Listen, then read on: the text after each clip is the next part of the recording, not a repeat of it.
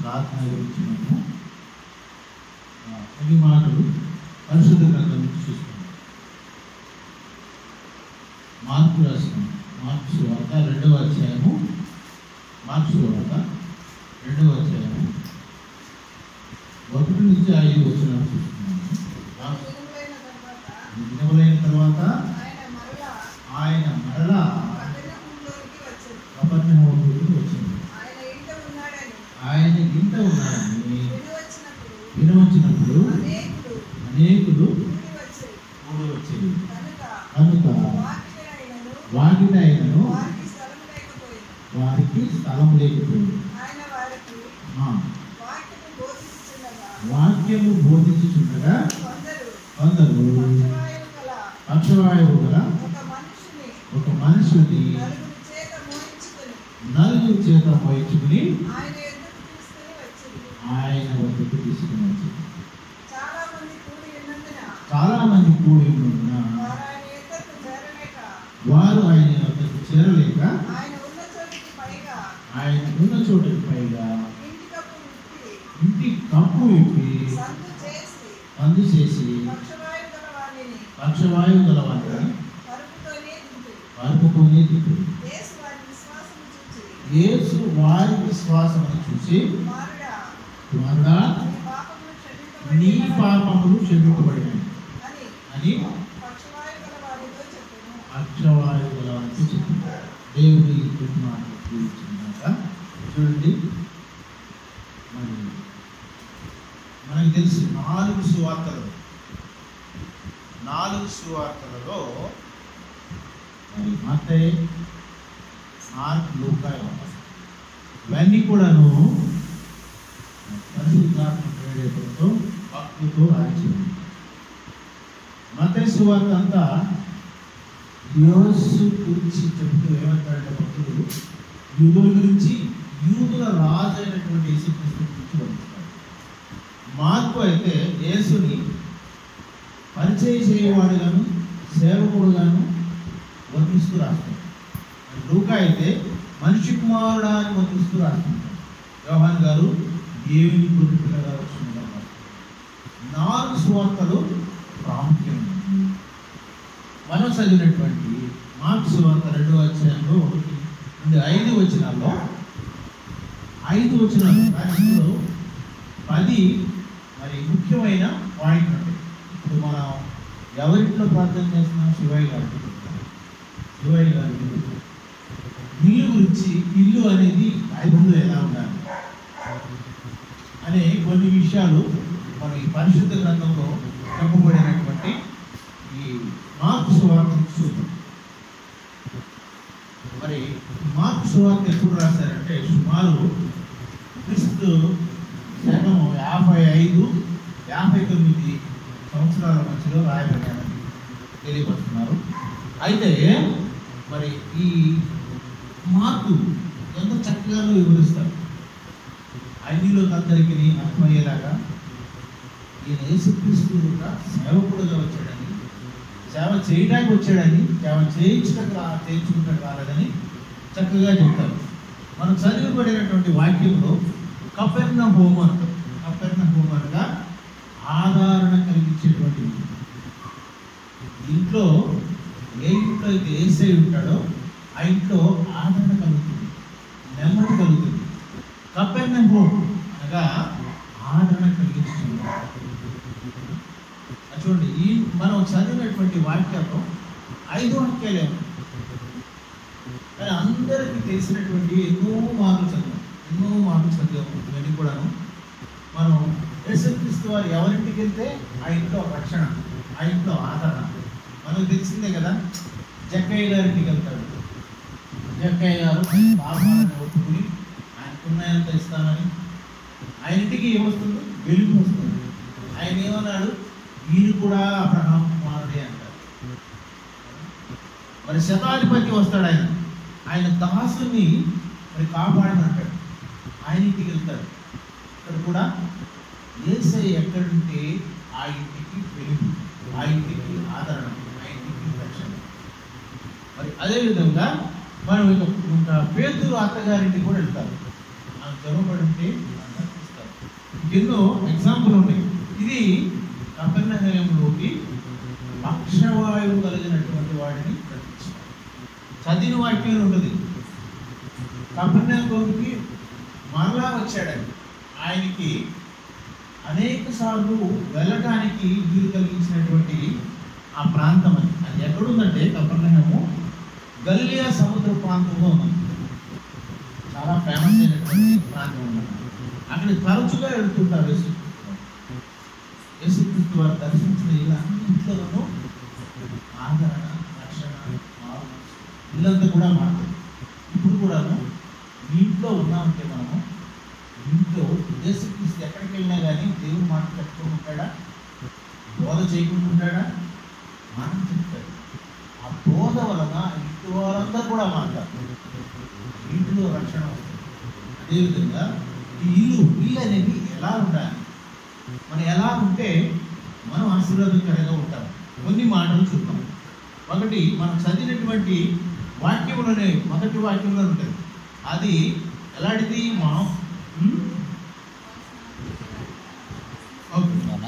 అందుకని మనము చూద్దాం. ఫస్ట్ది ఎలాంటిదంటే ordinary house turns into the extraordinary. ఆదరణ కలిగించేటువంటి హౌస్గా ఉంటుంది. ఆదరణ ఎందుకైంది? అది అంత క్రితం కపెర్నహూము ఆ ఇల్లు అందరికీ తెలిసిందే. ఎప్పుడు when it was famous when Jesus entered into the house, when Jesus was proclaimed the word of God, ఆయన బోధిస్తున్న సమయంలో ఆ ఇంటికి ఆదరణ వచ్చింది. ఆదరణ కలిగినటువంటి మరి మనం చూడాలి మన ఇల్లు ఎలా ఉంది. ఆదరణ కలిగినటువంటి యేసయ్యను ఆహ్వానిస్తున్నామా? యేసయ్య మన ఇంట్లోకి Jesus is the unseen guest for everything. అందరూ కొంతమంది బోర్డు పెట్టుకుంటారు.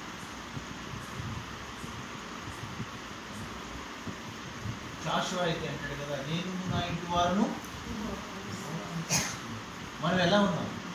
మన ఇల్లు ఆదరణ కలిగినటువంటి ఇల్లుగా ఉన్నదా? ఎలా ఉన్నది? రెండవదిగా మరి ఇంకా చూస్తే ఇక్కడ అనేకులు ఆకర్షించే ఇల్లుగా ఉన్నది గృహం. అక్కడ ఉంటుంది కదా, అక్కడ ఇల్లు స్థలము లేక అనేకులు ఉండటం వలన ఆ ఇంట్లో లోనికి వెళ్ళడానికి వీలు లేక పై కప్పు తీసి అందులోంచి వస్తారు. మొదటిగా ఎలా ఉంది? సాధారణమైనది. రెండవదిగా ఏముంది? ఆకర్షించే ఇల్లుగా. ఎందుకు ఆకర్షించబడింది? Why? Because Jesus is there in the house. ఆయన ఎక్కడుంటే అక్కడ ఆదరణ, ఆకర్షణ. ఆయన ఎక్కడుంటే అక్కడ అనేకులు కూడి వస్తారు. ఎందుకు? ఆయన ఆదరణ కలిగించేటువంటి మాటలు చెప్పేటువంటి ప్రభు. మనం చూడండి, ఇంకా ఎంతమందికో ఆదరణ వస్తుంది. చూడండి, లాజరు తెలుసు కదా, లాజరు చనిపోయి తిరిగి లేస్తాడు. లాజరు అంటే అందుకని ఏమన్నా తెలుసా ఎవరికైనా? ఎప్పుడు ఆయన ఆదరణ వచ్చింది? ఆయన తిరిగి లేచిన తర్వాత ఒక చోట ఉంటుంది కదా, అక్కడ యేసుక్రీస్తు కూడా ఆయన కూడా కూర్చుంటాడు. అంత క్రితం ఆయన ఎక్కడున్నా ఎవరికి పట్టి అంత ఆదరణ లేదు, గుర్తింపు లేదు, ఆకర్షణ లేదు. when he knows the Jesus, he is familiar and famous. అందుకని ఇంకా అనేకులు ఉంటారు. సోలమతి మనకి తెలిసిందే, పరమగీతాలు ఉంటుంది కదా, నల్లని దానను గొర్రెలు కాచుకునే దానను నాన్నగా చూస్తాను, ఒక పాట కూడా ఉంటుంది. కానీ ఎప్పుడైతే సొలొమోను రాజును బట్టి ఆమె యొక్క ఫేమస్ అయింది, అప్పుడు అంతకింద మీరు నల్లని దానిని చిన్నదాన్ని చిన్నచూపు చూస్తున్నారా అంటది. తర్వాత సొలొమోను బట్టి ఏమవుతుందండి? ఆమె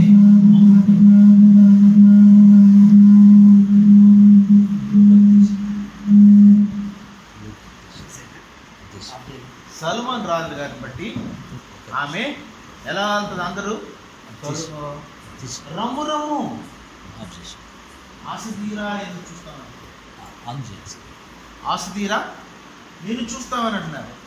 అందుకని మనము చూడండి, మరి యేసుక్రీస్తుని తెలుసుకోక మునుపు ఎలా ఉన్నాము, తెలుసుకున్న తర్వాత ఎలా ఉన్నాము?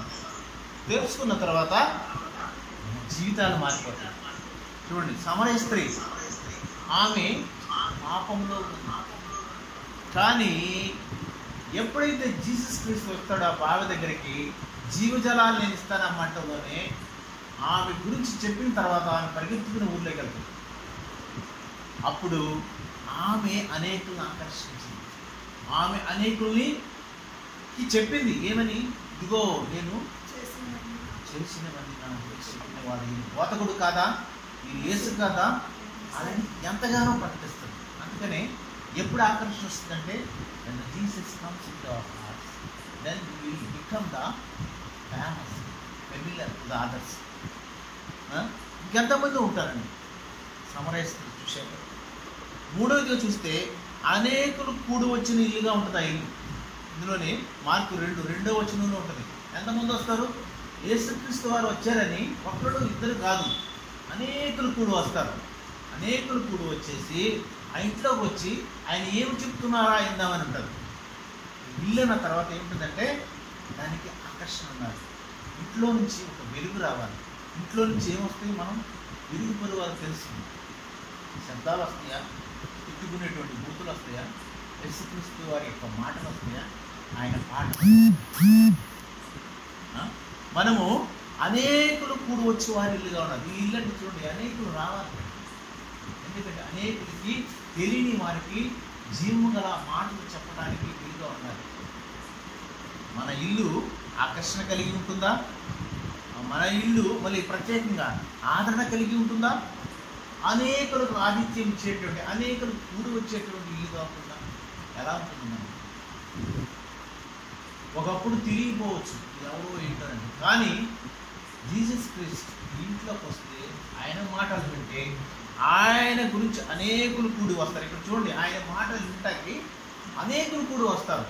అక్కడ స్థలము లేనందున పక్షవాయుగాలను నెల తీసుకెళ్తారు, ఆయన నుంచి తీసుకెళ్తారు. 4వది చూస్తే ఆయన ఏం చేస్తాడు? యేసుక్రీస్తు వారు వస్తే ఊరికే కూర్చోరు, ఆయన బోధిస్తూ ఉంటారు. అదే 3వ వచనం ఉంటుంది. వాక్యము బోధిస్తున్నాడు. ఆ వాక్యము బోధించే ఇల్లుగా ఉండాలి మనకి.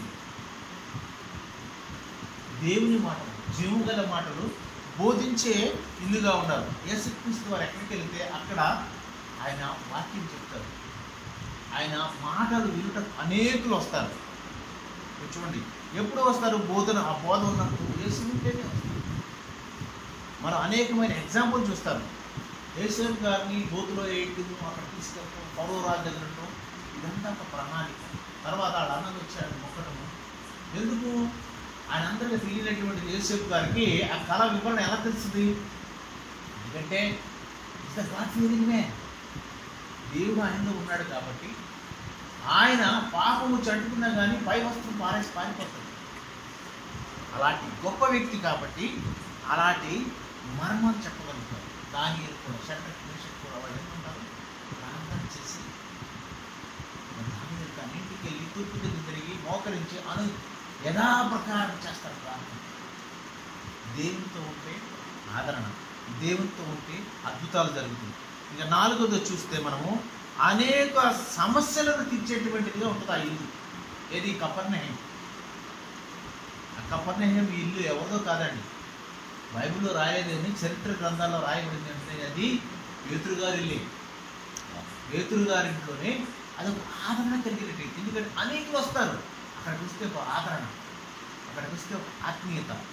మన ఇల్లు ఎలా ఉంటుంది? అనేకులను ఆహ్వానించే గృహంగా ఉంటుందా? ఆదరణ కలిగే మాటలు చెప్పే ఇల్లుగా ఉంటుందా? ఫిబ్రవరి 11లో ఉంటుంది విశ్వాసం. విశ్వాసం అంటే ఏంటి? నిరీక్షింపబడి వాడి యొక్క నిజ స్వరూపం. ఇక్కడ చూడండి, విశ్వాసం వెల్లడించే ఇల్లుగా ఉంటుంది ఇది. విశ్వాసం ఉంది కాబట్టే నలుగురు ఆ మంచం పట్టుకుని ఆయన తీసుకొస్తాడు. విశ్వాసం ఉన్నది 5 వచ్చినాయన, అమూల్యమైన వచ్చినారు. విశ్వాసం గురించి చెప్తున్నారు. కూడి వచ్చారు ఆ ఇంటికి. యేసుక్రీస్తు వారు బోధలు ఇంటాకి వచ్చారు. అనేకులు సమస్యలను తీర్చేటువంటి ఇల్లుగా ఉంటున్నారు. ఇలాంటి అట్లా ఉండాలి. విశ్వాసము వెల్లడించే ఇల్లుగా ఉంటుంది. ఆ రోజు మార్కు 2:4లో ఉంటుంది. ఒకసారి చూడండి. మార్కు 2వ అధ్యాయము 4వ వచనంలో చాలా కూడి ఉన్నందున ఆయన వద్దకు చేరలేక ఆయన ఉన్న చోటికి పైగా ఇంటి కప్పు విప్పి సందు చేసి పక్షవాయు గల వాణిని అడుగుతోనే దింపింది. అది ఎట్టి విశ్వాసము. ఆ విశ్వాసం లేకపోతే ఎదుటి వాళ్ళ దగ్గర దించడం అని ఇంత కష్టపడి ఇంటి కప్పు తీసివేసి మరి బిడ్డతో పాటు అక్కడ దించారంటే ఆయన దగ్గరికి వెళ్తే స్వస్థత, ఆయన దగ్గరికి వెళ్తే మాకు ఒక మంచి జరుగుతుందనంటే ప్రగాఢమైన విశ్వాసం. ఇది ఎలా ఉందంటే విశ్వాసం వెల్లడి చేయున్నట్టుగా ఉన్నది. 11 విశ్వాసం లేకుండా దేవునికి ఇష్టడై ఉంట అసాధ్యం. దేవుని ఎదురు వచ్చేవాడు ఆయన ఉన్నాడని తను వెలుగు వారికి ఫలము దయచేవాడని నమ్మవలెను. అలా నమ్మిక ఉంటేనే ఆయన దగ్గరికి వస్తాం. అలాంటి విశ్వాసం ఉంటేనే ఆయన దగ్గరికి వస్తాం. అలాంటి విశ్వాసం కలిగి ఉన్నారు. ఎవరు తీసుకొచ్చినటువంటి 4 పక్షవాయువు గల వారు కూడా వీళ్ళందరూ ఆయన దగ్గరికి వెళితే మనకి రక్షణ వస్తుంది, మనకి స్వస్థత వస్తుంది అనేటువంటి ప్రగాఢమైన విశ్వాసం. ఇంకోటిగా చూస్తే అక్కడ ఇల్లు ఎలా ఉందంటే పాపములను క్షమింపబడే ఇల్లుగా ఉంది. అక్కడ అంటారు యేసుక్రీస్తు వారు, కుమారుడా నీ పాపములు క్షమించబడినవి. పాపము క్షమించబడిన వెంటనే ఏమొస్తుందంటే రక్షణ వస్తుంది. ఆ ఇల్లు ఎలా ఉందంటే పాపములు క్షమింపబడే ఇల్లుగా ఉన్నది. ఇంకా చూస్తే పాపంలో పట్టుబడినటువంటి ఒక స్త్రీని తీసుకొచ్చినప్పుడు అప్పుడు మనకు తెలిసినటువంటి హిస్టరీ అదంతా. అందరూ మీలో ఏ పాపం చేయనటువంటి వాడు ముందు రాయమంటే ఎవరో అప్పుడు అంటారు, అమ్మా నేను ఎవరూ శిక్షించలేదా, నేను కూడా శిక్షించాను. చూడండి, దేవుడు మన పాపాత్ములైన స్త్రీని కూడా అమ్మా అని సంబోధిస్తారు. ఆయన మాటలు ఎలా ఉంటాయంటే జుంటిదేని దారులాగా ఉంటాయి. ఆయన మాటలు జీవగలమాట, ఆయన మాటలు నిత్య సత్యాలు. అలాంటి మాటలు వినుటకు మరి అనేకులు వచ్చారు ఇంటికి. నిలబడటకు వాకిట ఖాళీ లేక మరి ఆ పక్షవాయువు గల వాడిని కప్పు తీసి అక్కడి నుంచి దించారు. ఎలా ఉండాలంటే అది ఎందుకు చేస్తున్నారు? అద్భుతం జరుగుతుంది అనేటువంటి ప్రగాఢమైన విశ్వాసం. 8వదిగా అద్భుతము జరిగే స్వస్థత జరిగేటువంటి ఇల్లుగా మన ఇల్లు ఉంటుందా? ఈ కపెర్నహూము హౌస్, కపెర్నహూము ఇల్లు ఇది అద్భుతం జరిగే ఇల్లుగా ఉంటుంది, స్వస్థత జరిగే ఇల్లుగా ఉంటుంది. అంత విశ్వాసం ఉంది కాబట్టి వాళ్ళు వస్తారు. స్వస్థత జరగాలంటే కొంతమందికి అంటారు ఖర్చీలు ఇస్తారు, నూనె డబ్బాలు ఇస్తారు, అవన్నీ ఇస్తారు. కాళ్ళు లేవు, కాళ్ళు వచ్చేసినాయి అంటారు, కళ్ళు లేవు. అవి స్వస్థత కాదంటండి. స్వస్థత ఏంటంటే ఒక పాపి తన పాపములను ఒప్పుకొని గత జీవితం వదిలేసి యేసుని వెంబడించుట, ఆయన మారు మనసు పొంది దేవుని బిడ్డగా మారితేనే అది నిజమైన అద్భుతం. అది నిజమైన అద్భుతం. ఒక్కసారి జరగవచ్చు, ఏది వాళ్ళు నడిపించినాయి. కానీ ఒక పాపాత్ముడైనటువంటి పాపములను వదిలి మరి నిజమైన దేవుని నమ్ముకుని వస్తే ఆయన ద్వారా అనేక అద్భుతాలు జరుగుతాయి. అది నిజమైనటువంటి అద్భుత కార్యం. అలా చూస్తే ఇంకే ఎన్నో ఉన్నాయి. మనము ఇట్లా చూసుకుంటే 9వదిగా ఆ ఇల్లు ఎలా ఉంటుంది అంటే ఖర్చు పెట్టుకున్న ఇల్లు, నష్టపోయిన ఇల్లు. ఎవరైనా వచ్చేసి అయ్యా మీ ఇంట్లోకి ఇట్లా మనిషిని తీస్తాం, టాప్ తీసేయండి అంటే ఊరుకుంటారా? జిహెచ్ఎంసీ పర్మిషన్ కావాలంటారు, సొసైటీ పర్మిషన్ కావాలంటారు. కానీ అక్కడ ఆ ఇంటి యజమాని ఎవరంటే పేతురు గారు. ఆయన కూడా ఇష్టమైంది.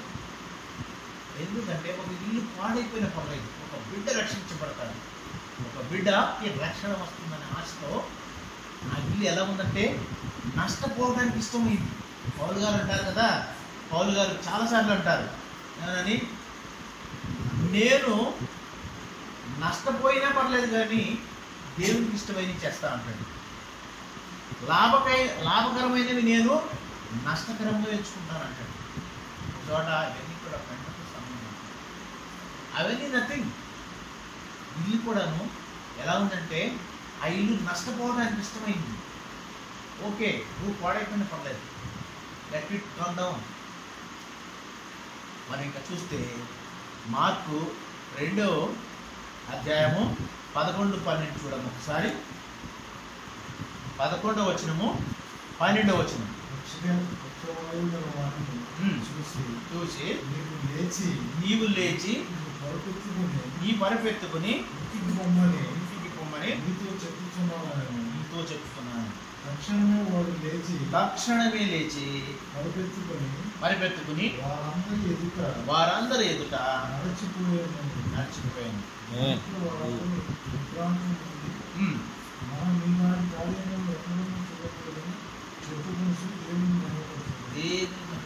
ఇల్లు ఎలా ఉందండి? ఇలాంటి కార్యము జరిగినటువంటి ఇల్లు.